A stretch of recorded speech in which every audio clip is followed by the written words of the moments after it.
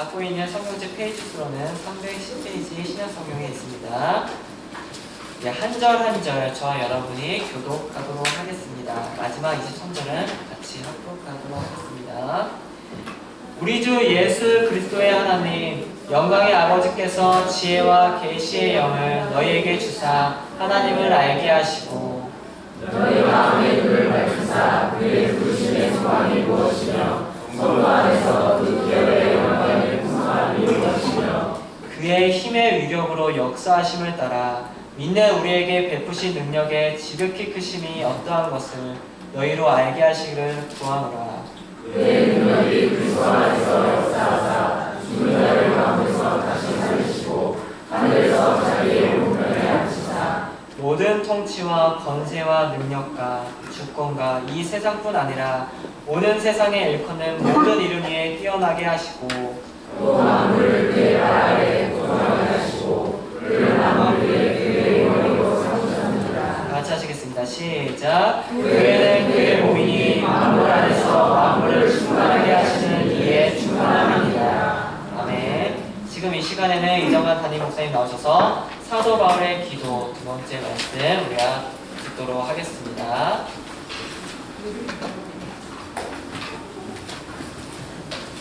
말씀 듣기 전에 좌우 앞뒤로 인사했으면 좋겠습니다. 한 주간 잘 지내셨습니까? 한 번 더 인사했으면 좋겠는데요. 우리는 가족입니다.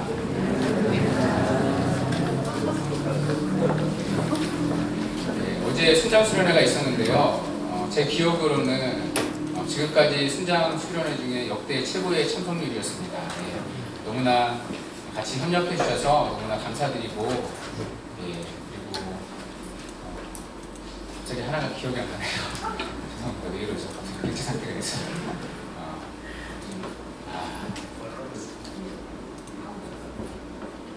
예, 감사합니다. 죄송합니다. 맞다. 죄송합니다.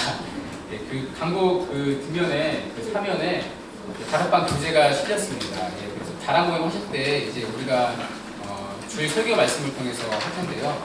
주일날 말씀을 들으실 때 필요하신 분들은 필기를 해가시면서 기록을 하시면 모임할 때 더 풍성해지지 않을까 생각을 합니다. 그래서 참고해 주시고요.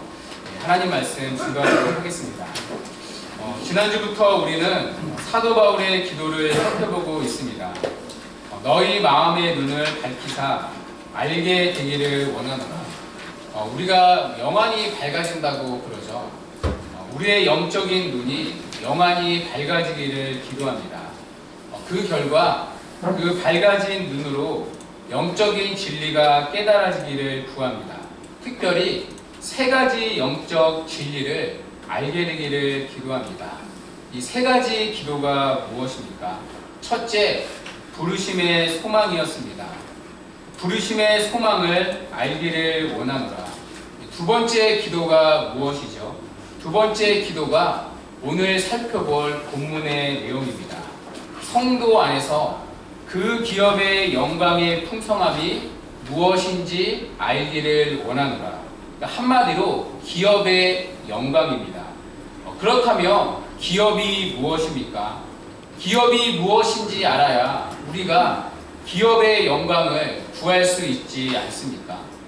그런데요, 여러분, 이 기업, 이 단어 어디서 보지 않았습니까? 우리가 에베소서를 공부하면서 앞에 있는 1장 14절에 한번 나왔던 단어입니다. 우리 에베소서 1장 14절 다 같이 한번 읽어보도록 하겠습니다. 시작. 예전이 기업의 분이 되사 그 얻으신 것을 충만하시고 그의 영광을 찬송하게 하셨습니다. 아멘. 오늘 읽으신 본문을 보시면 14절에 기업이 나옵니다. 그런데 그냥 기업이 아니라 우리의 기업이죠. 그러니까 우리가 하나님께로부터 약속받은 기업, 약속받은 땅입니다. 여러분 무엇이었죠? 우리가 장차 받아 누릴 영원한 새 하늘과 새 땅을 말씀합니다. 그런데 우리가 오늘 읽은 본문 18절의 기업은 여러분 어떤 기업이죠? 우리의 기업이 아니라 그 기업입니다. 우리말 번역은 좀 아쉬움이 남는데요. 정확히 그의 기업입니다. 14절은 우리의 기업이었죠. 우리가 소유한 기업이었습니다. 그런데 18절은 그의 기업입니다. 그가 소유하신 기업입니다. 여기서 그는 성부 하나님을 의미합니다. 아버지 하나님께서 소유한 기업을 얘기합니다. 그렇다면 아버지 하나님께서 소유한 기업이 무엇입니까? 이것을 알기 위해서는요, 우리가 구약의 개념을 이해해야 합니다. 구약에 보면 하나님의 기업을 이렇게 설명합니다. 신명기 9장 29절인데요. 우리 다 같이 한번 읽어보도록 하겠습니다. 시작. 칼로 인도하듯이 주의 백성 곧 주의 기업이로소이다. 아멘. 여러분, 하나님의 기업을 누구라고 얘기하죠? 주의 백성 곧 그의 주의 기업이로소이다. 여기서 주의 백성은 당연히 누구죠? 이스라엘 백성들입니다. 하나님께서 많고 많은 민족들 가운데 구별하여 택하신 자신의 백성 이스라엘 공동체입니다. 이스라엘 공동체가 하나님 자신이 가지신 그분의 기업이라는 것입니다. 성경 한 군데를 더 찾아볼까요? 시편 33편 12절 말씀입니다. 우리 한번 읽어볼까요? 시작. 여호와를 찬양하는 이로 사는 나라 곧 하나님의 기업으로 선택된 백성은 복이로다. 아멘. 여기서 하나님의 기업이 무엇이죠? 선택된 백성. 당연히 역시 이스라엘 공동체를 의미합니다. 하나님께서 소유하신 한없이 소중한 하나님의 소유물, 바로 이스라엘 공동체입니다. 그렇다면 신약의 이스라엘 공동체는 누구입니까? 바로 교회입니다. 하나님께서 그리스도를 통해 맺으신 새 언약의 백성이 교회이기 때문입니다. 본문 18절이 말하는 그의 기업 무엇이죠? 바로 교회라는 것입니다. 그렇다면 사도 바울의 두 번째 기도의 내용이 무엇입니까? 교회의 영광의 풍성함이 무엇인지 알기를 원하노라. 교회의 영광을 알기를 구하는 것입니다. 그런데요, 여러분, 이것이 이해가 되십니까? 여러분이 보시기에 교회가 그토록 영광스러운 곳입니까? 어쩌면 안으로 깊숙이 들어갈수록 실망스러운 곳이 교회이기도 합니다. 저는 처음부터 큰 교회에서 신앙생활을 했습니다. 큰 교회를 다니다 보니까 한 2만 명 정도 됐었거든요. 교인들과의 깊은 교제 기회가 없었습니다. 그런데도 교회 다니는 것이 너무 행복했었습니다. 성도 간의 교제가 없어도 말씀의 은혜만으로, 주일 말씀의 은혜만으로 충분했기 때문입니다. 그러다가 어떤 계기로 잠시 다른 교회로 옮기게 되었습니다. 한 500명 정도 모이던 교회였는데요. 청년부는 한 100명 정도 모였었습니다. 가자마자 얼마 되지 않아서 의도치 않게 제가 청년부 회장이 되었습니다. 그 전까지는 주로 제가 교회 바깥에서 맴돌았었거든요. 그런데 회장이 됐으니까 할 수 없이 안으로 계속 들어가야 하지 않습니까? 이 안으로 들어갈수록 솔직히 교회는 영광스럽지 않았습니다. 저를 굴러 들어온 돌이라며 비방하는 친구들도 있었습니다. 그러니까 텃세를 부리는 거죠. 심지어 앞에서는 온화한 얼굴로 웃지만 뒤에서는 칼을 꽂는 친구들도 있었습니다. 이상한 소문을 퍼뜨리고 자기 세력을 만들어서 당을 짓고 비난을 위한 평가를 하고, 솔직히 제 눈에 비친 교회는 영광스럽지 않았습니다. 하나님은 참 좋은데, 예배는 너무 좋은데 교회로 모인 그들은 달갑지가 않았습니다. 필립 얀시의 책 제목처럼 그때부터 교회는 저의 고민거리가 되었습니다. 그런데 오늘 본문 말씀은 뭐라고 말합니까? 그런 교회를 향해 영광스럽다고 말씀하십니다. 여러분, 이 구절이 이해가 되십니까? 정말 교회가 영광스러운 존재입니까? 오히려 오늘날 조국교회를 보십시오. 교회의 민낯을 마주할 때마다 우리는 교회의 수치와 조롱에 직면합니다. 그래서 성경학자 클라인 스노드 그라스는, 이름이 좀 어려운데요.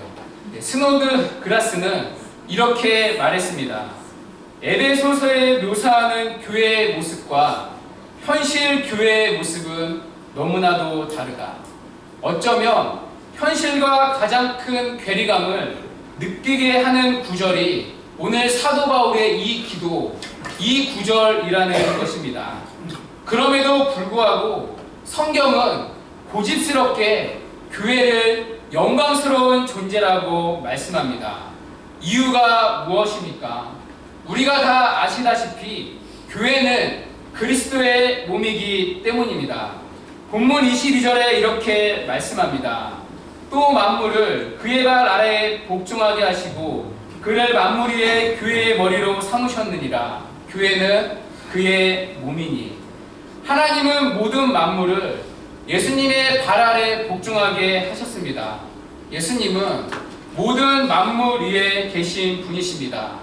모든 만물의 머리가 되십니다. 그런데 하나님께서 만물의 머리인 그분을, 그 예수를 교회의 머리로도 세우셨습니다. 만물과 교회, 우주와 교회 둘 다 예수 그리스도가 머리가 되십니다. 그런데 우주와 교회의 차이점이 무엇입니까? 교회만을 향해 너는 그리스도의 몸이라고 하십니다. 우주와 예수님은 수직적인 관계입니다. 그러나 교회만을 향해서 너는 내 몸이라고 말씀하십니다. 교회와 예수님은 뗄래야 뗄 수 없는 유기체적인 관계라는 것입니다. 그리스도가 머리 되시고 그 머리 되시는 그리스도의 몸인 교회, 그래서 도무지 뗄래야 뗄 수 없는 생명의 관계, 이것이 교회가 영광을 가지는 이유라는 것입니다. 칼빈은 이 구절을 너무나도 아름답게 멋지게 이렇게 설명했습니다. 만일 그리스도가 우리와 연합하지 않으면 하나님의 아들은 어느 정도 자신이 불완전하다고 인식하신다. 이것이 교회가 누리는 가장 고귀한 영광이다. 여러분, 전율이 느껴지지 않습니까? 교회로 말미암아 그리스도 그분이 완전해진다는 것입니다. 몸이 없는 머리가 있을 수 있습니까? 몸이 없는 머리는 아무런 존재의 의미가 없습니다. 몸인 교회가 있어야 머리이신 그리스도가 존재의 의미가 있다는 것입니다.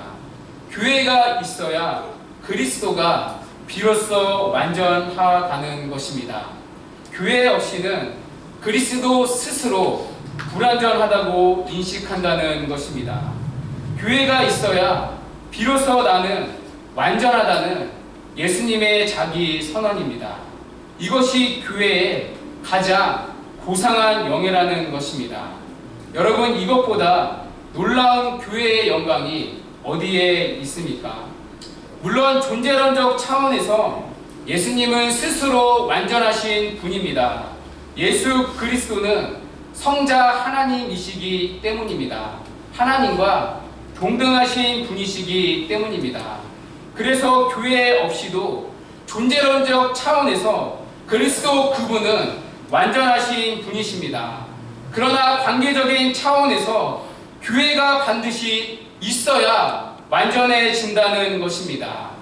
교회는 그리스도를 완전하게 하는 이 땅의 존재라는 것입니다. 그래서 오늘 본문의 흐름을 한번 보시기 바랍니다. 21절에 보면 예수님을 이렇게 소개합니다. 우리 본문 21절 다 같이 한번 읽도록 하겠습니다. 시작. 모든 통치와 권세와 능력과 주권과 이 세상뿐 아니라 모든 세상에 있는 모든 이름을 예배하게 하시고. 아멘.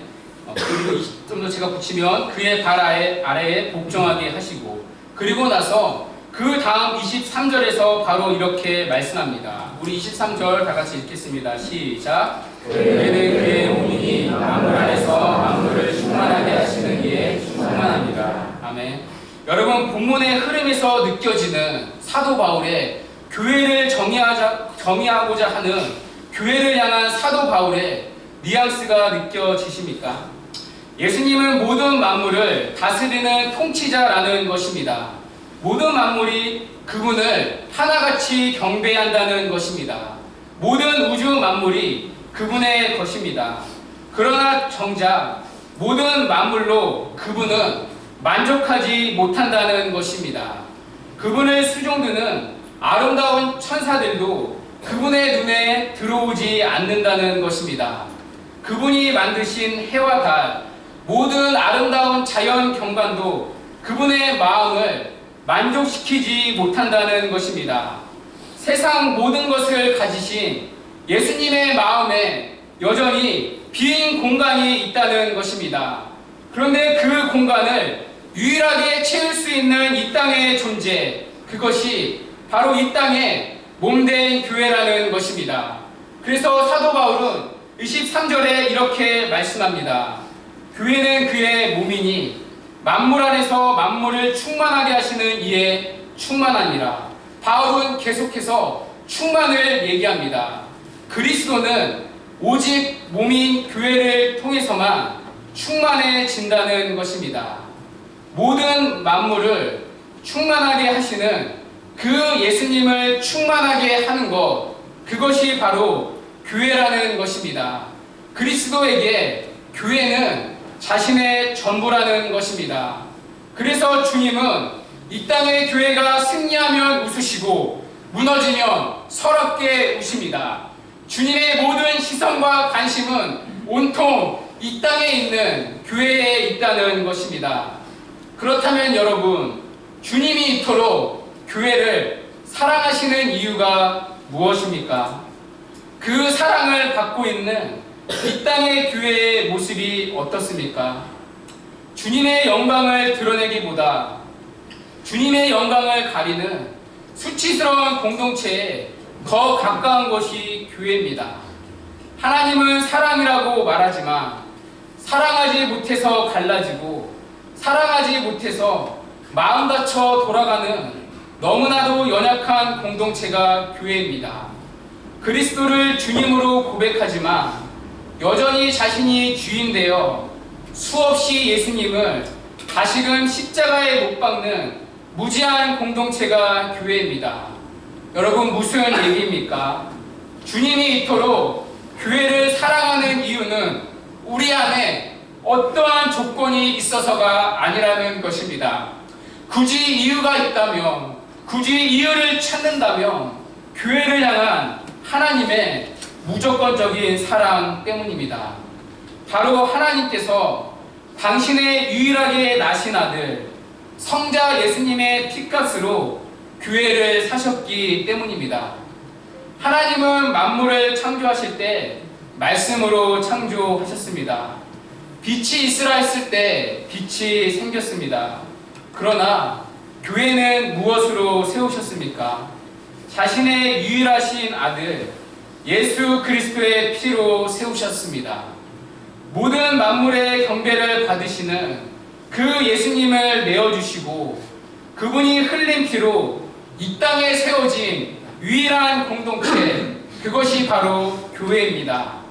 그래서 교회를 띄엄띄엄 보면 교회는 그저 그런 공동체에 불과합니다. 그러나 교회에 흘려진 그리스도의 피를 볼 때 교회는 결코 우리가 쉽게 볼 수 없는 너무나 존귀한 존재라는 것입니다. 그래서 교회의 존귀함은 우리 안에 있는 무언가가 아니라 오직 그리스도 안에 있는 무언가에 기인하는 것입니다. 바로 교회를 향한 무조건적인 사랑, 헤세드에 기인합니다. 그리고 이 무조건적인 사랑은 도저히 우리가 설명할 수 없는, 논리적으로 풀 수 없는, 납득할 수 없는 영역입니다. 왜 주님이 교회를 사랑하시는지, 왜 교회와 헤어지기 싫어하시는지, 왜 주님의 마음을 끊임없이 아프게 하는 교회를 여전히 품으시는지, 그런 교회를 향해 왜 예수님이 죽으셔야 했는지 우리는 도무지 설명할 길이 없습니다. 굳이 이유를 찾자면 주님은 교회를 그냥 사랑하신다는 것입니다. 그 무조건적인 사랑이 예수님을 내어주는 희생을 통해 이 땅의 교회를 세우신 것입니다. 그리고 여전히 주님은 이 땅의 교회가 아니면 안 된다고 하십니다. 여전히 주님은 우리 교회가 아니면 만족하지 못한다고 우리를 놓지 못하고 계십니다. 그리고 이 땅의 교회가, 그리고 우리 교회가 당신의 진정한 소유가 될 때까지 지금도 쉬지 않고 일하고 계십니다. 이것이 성도가 교회를 사랑하는 이유입니다. 어떤 조건이 우리 안에 있어야 하는 것이 아니라 굳이 이유가 있다면 그냥 주님의 몸된 교회이기 때문입니다. 주님이 당신의 핏값으로 교회를 사셨고 지금도 그 핏값으로 교회를 사랑하시고 지키고 계시기 때문입니다. 이것이 성도가 교회를 사랑하는 이유입니다. 많은 분들이 저에게 물으셨습니다. 처음에 이 교회에 계속 있을 때 그러셨습니다. 왜 교단에 많고 많은 교회가 있는데 그곳에서 사역을 하느냐? 이 교회에 있으면서 저는 노회원의 일정 자격을 박탈당해야 했습니다. 어느 순간 무임 목사가 되었습니다. 교단의 교회가 아니라는 이유였습니다. 지난 가을로의 때는 아예 노회 보고서에 제 이름이 올라오지 않았습니다. 무임 목사의 자격도 잃게 되었습니다. 교단의 한 소속 목사로서 신분을 잃어버리게 되었습니다. 하루는 노회 어르신 목사님께 야단도 맞아야 했습니다. 심지어 어떤 분들은 제가 이 교회 담임 목사 청빙을 받았을 때 반대하셨던 분들도 계셨습니다. 그때마다 저는 그 답을 찾아야 했습니다.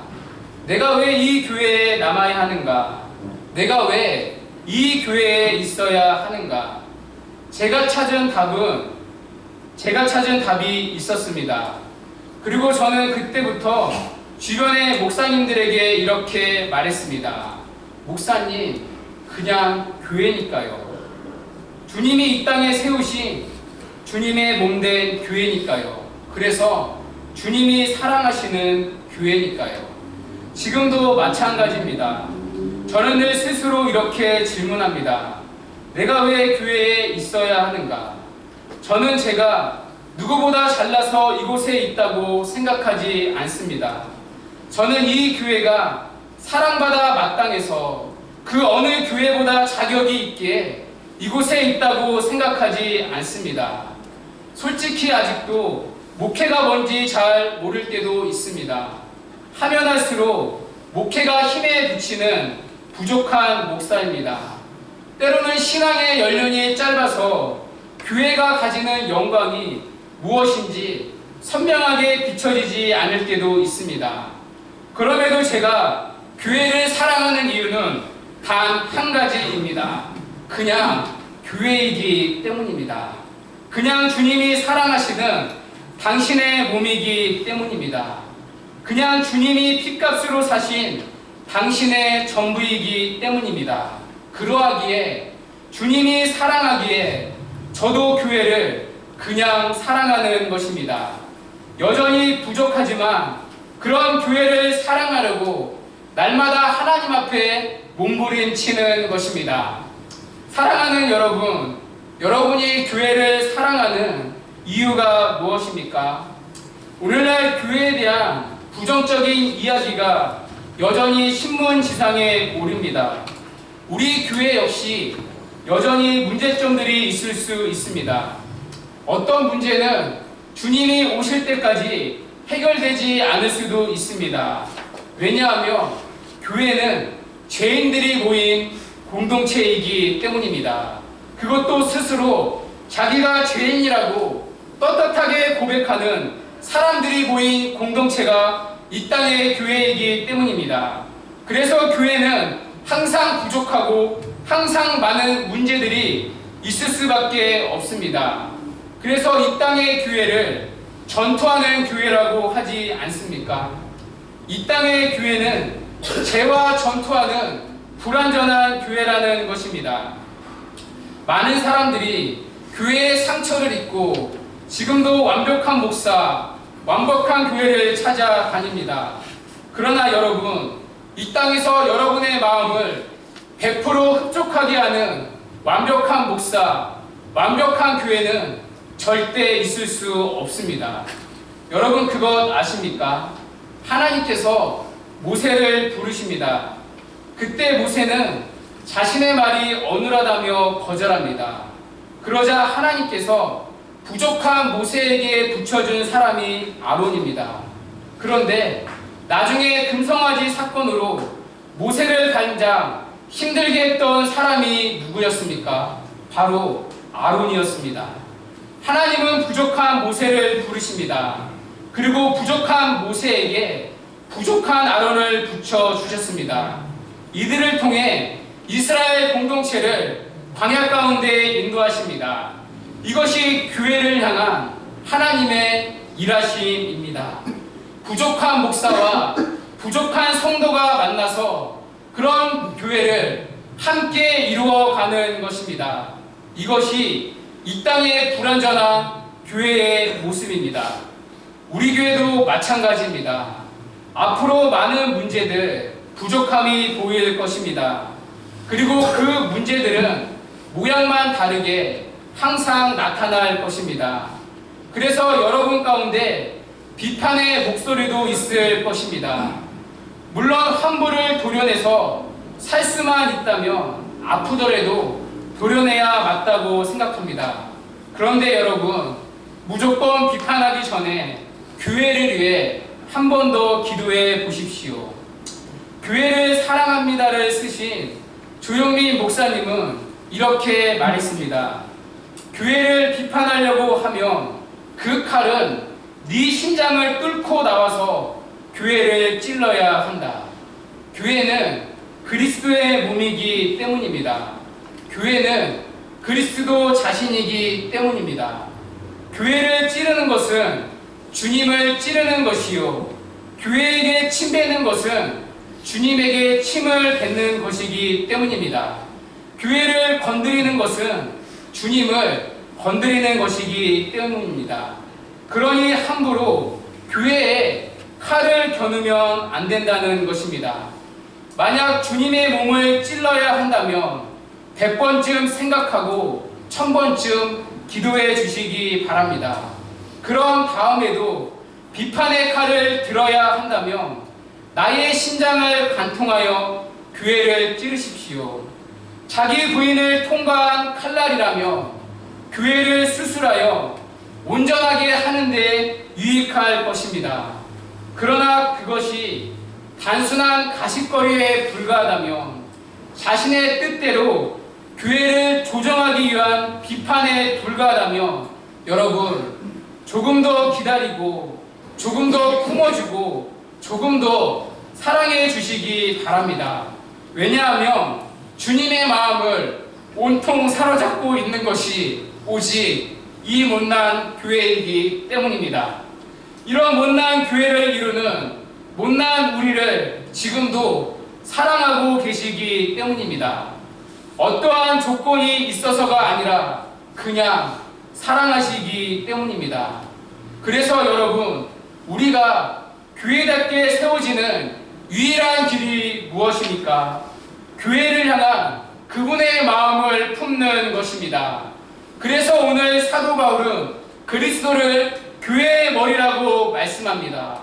그리스도가 교회의 머리가 되실 때, 우리의 머리가 되실 때 교회는 교회다워질 수 있다는 것입니다. 교회가 가장 교회다울 때는 조직이 튼튼하고 행정이 꼼꼼하고 재정이 빵빵하고 성도가 바글바글할 때가 아닙니다. 교회로 모인 우리 각자가 그리스도 예수 자체로 충만할 때입니다. 그리스도 예수가 우리의 머리가 되셔서 날마다 그분의 통치를 받을 때, 그리스도 그분의 마음으로 날마다 지배를 받을 때, 그리고 그 마음으로 서로를 향해 돌아볼 때, 그럴 때만이 교회는 교회에 가워질 수 있다는 것입니다. 주 안에서 한몸된 여러분, 내 옆에 어떤 지체의 부족함이 보이십니까? 이 앞에 있는 목사가 혹여나 부족함이 많아 보이십니까? 여전히 교회의 모습이 못마땅하게 느껴지십니까? 그럴 때마다 여러분의 생각이 아니라 교회의 머리 되시는 그분께 조아려 보십시오. 그러면 반드시 그리스도 예수께서 그 영혼을 향한, 그리고 우리 교회를 향한 궁휼한 마음을 주실 것입니다. 왜냐하면 그 영혼을 우리 교회로 부르신 이가 예수 그리스도이시며, 그렇게 교회로 모인 우리 한 사람 한 사람을 지금도 사랑하고 계시기 때문입니다. 그리고 그 마음으로 우리 교회가 당신의 소유가 될 때까지 교회를 하나 되게 하실 것이기 때문입니다. 그래서 사도 바울은 에베소 교회를 향해, 지금도 여전히 부족한 우리 교회를 향해 이렇게 기도하는 것입니다. 너희의 마음의 눈을 밝히사 그 기업의 영광의 풍성함이 무엇인지 알기를 원하노라. 주 안에서 사랑하는 여러분, 사도 바울의 이 기도가 우리의 기도가 되고 응답되어지는 은혜가 있기를 간절히 바랍니다. 그래서 교회 가운데 허락하신 교회의 영광을 풍성히 누리고 사랑 안에 함께 하나 되어 자라가는 은혜가 있기를 주님의 이름으로 간절히 축원합니다.